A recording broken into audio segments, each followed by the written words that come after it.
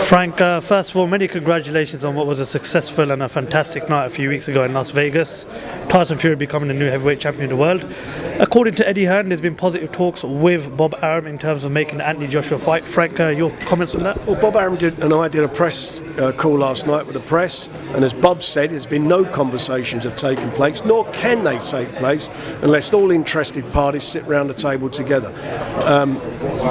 What he's saying, Eddie Hearn, is untrue, lie, whatever you want to call it, but it just didn't happen.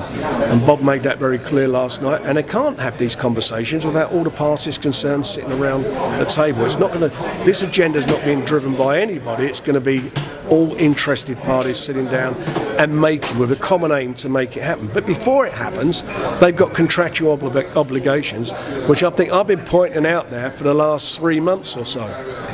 That AJ's got a mandatory against Pulev, and he's got another one after that against Usyk if he comes through that. And obviously there was the rematch clause that has been invoked by Deontay Wilder. That's how it's been. That's been the truth of the matter. Do we want the fight? Of course we want to fight. Do we want to make it happen? Yes, we do want to make it happen. But it's going to be something that's going to be done collectively. You know, AJ's management, Freddie Cunningham and AJ, I'm sure they know what they want, the same as with Tyson. And at the end of the day, it's the two fighters who will decide what's going to be the position. But that's only going to happen when everybody sits at the table. There have been no discussions. As Bob said yesterday, it's just total rubbish.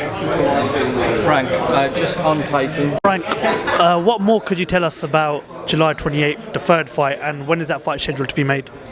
The fight, nothing's been done yet. We'll wait until next week. There's a meeting that takes place next week, and that'll decide where it goes from there.